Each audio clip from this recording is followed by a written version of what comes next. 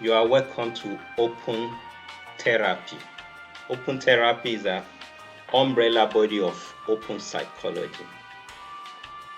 I am Abayomi, a clinical psychologist. Today we shall be looking at midlife crisis. Midlife crisis. These are situations in one's life when you evaluate the progress made in your life and compare with your goals, your dreams, your aspirations. And usually at this time, maybe you've advanced in age, and this shows a gap, a wide gap between your dream, your aspiration, and your achievement. And you might be very, very, very, very sad. You might be unhappy with the development and the turn of things. So this might affect a number of things about your life. One, you might start regretting the past, regretting decisions that you've made over years. And you might have fear for the future. Fear maybe things will not turn around for better again. Fear that maybe it is too late to make adjustments. And this might lead to serious distress and worry. So a number of things have to be put in perspective when you are in midlife crisis and you discover that you have challenges with your life goals, attainment, achievements. And usually we can evaluate ourselves against our friends' achievements, achievements of colleagues, classmates and classmates, or at times it's societal expectation that we use to evaluate ourselves. And as I've said earlier, the first thing might be your own personal goals and dreams, where you ought to be, where you plan to be, and you are not there. That might be the major things that brought about this life crisis, midlife crisis. And usually after the evaluation, you might be unhappy with yourself because the progress is not what you desire it to be. There is huge gap, and actual achievements fall short of your own personal expectation or the expectation of the society. And at this stage, you might be overwhelmed with life challenges.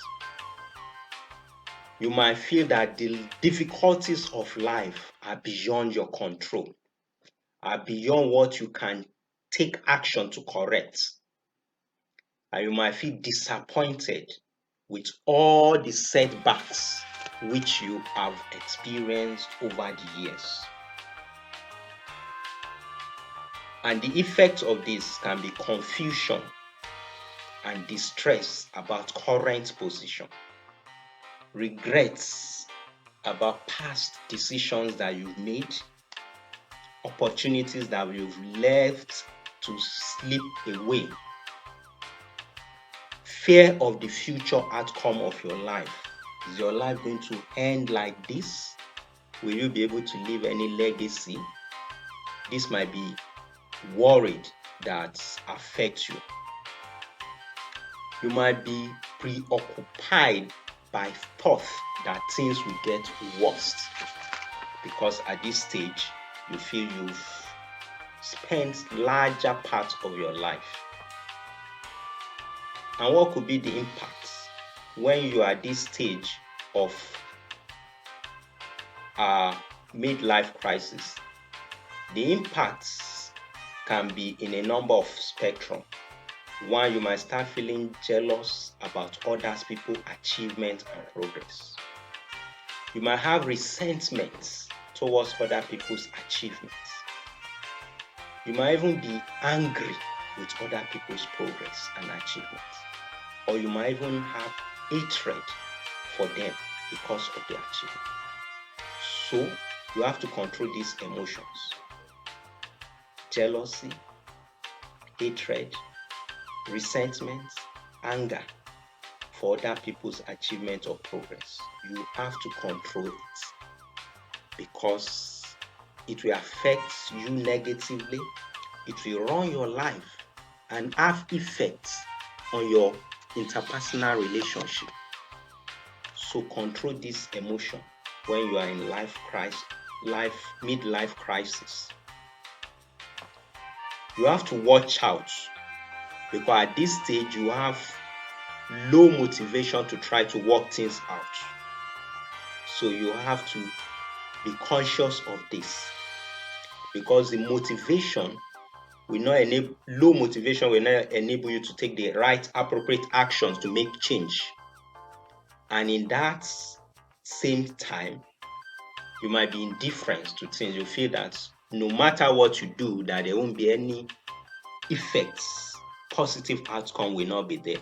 So in that case, you have to watch out for all these states of emotion that you start feeling. You might be uninspired, just feeling, well, nothing that can happen, nothing good can come out again. You might feel that it's too late to take action. It's too late to make any amendment or modification. Watch out for this. It is not too late as far as you are living and you are willing to take positive steps to get out of this situation. You might get into stage of learned helplessness. A stage of learned helplessness is a stage where you've learned to be helpless. You've learned to be helpless because you believe that no matter what you do, it will still be the same thing. So this is a very, very, very, very difficult situation, but you can overcome it. Don't fall into state of being helpless. It is not good to be helpless, but to have the feeling or mentality of helplessness. You can get out of it. Now let's look at how to emerge from midlife crisis with a better frame of mind. It is true that at different points of our life we go through midlife crisis. But one major thing is that we have to form a good frame of mind to get out of it in a better condition. Number one, it is not beyond God. I don't know how to explain it further, but meditate on that. This period of crisis, of falling short from your goals and achievements, will pass away. But if you take positive, progressive action to get out of it, so it will pass away. But you have to act, you have to do something positive, progressive, incremental steps to get out of it. You have to seek sound counsel. That's the third thing. Sound counsel. And when I mean sound counsel, seek professional. If it is financial, you might seek financial advice from someone who has experience, wide lifespan experience. It could be relationship, marital, it could be educational, it could be job related, career path challenges. Seek someone who can give you advice in that area. And if you can get professional advice, better for you. Now, what will this help you? They are not to make decisions for you, but to help you to reevaluate your assumptions about lives, what inform your decision makings over years. To make you to evaluate your philosophies. What are the philosophies you hold on to that are not making you to make progress? Life assumptions. These are things you are trying to evaluate and modify. You make changes. The changes might just be few things that you need to do. Gradually, you get out of the difficult situation by taking little step today, little step tomorrow.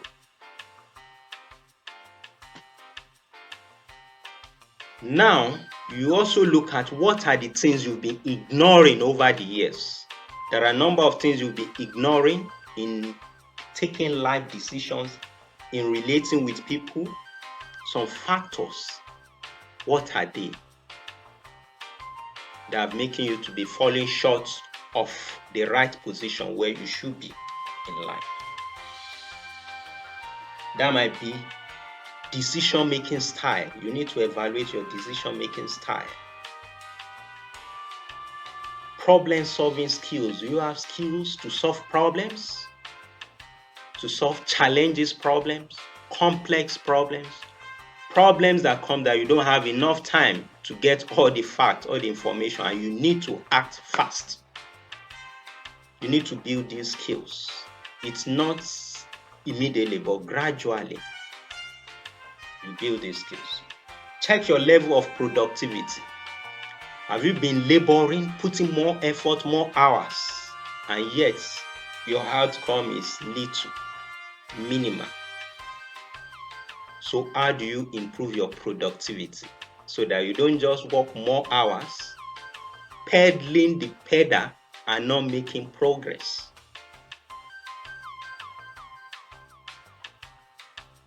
What are the time-wasting activities in your life?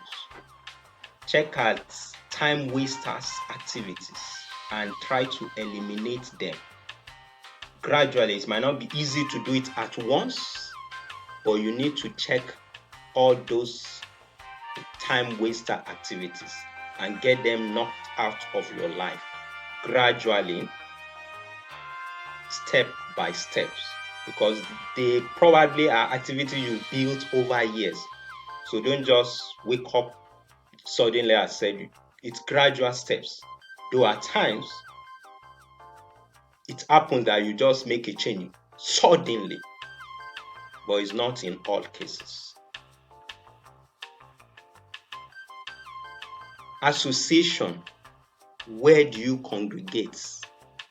Who do you associate with that probably have the same low mentality of progress, of achievements? You have to evaluate that. Interact with other people and learn from them. You can learn from people that fail and avoid such. You can learn from people that have achieved, make progress, and implement it. So you can learn from somebody who is a failure. You can learn from somebody who is successful.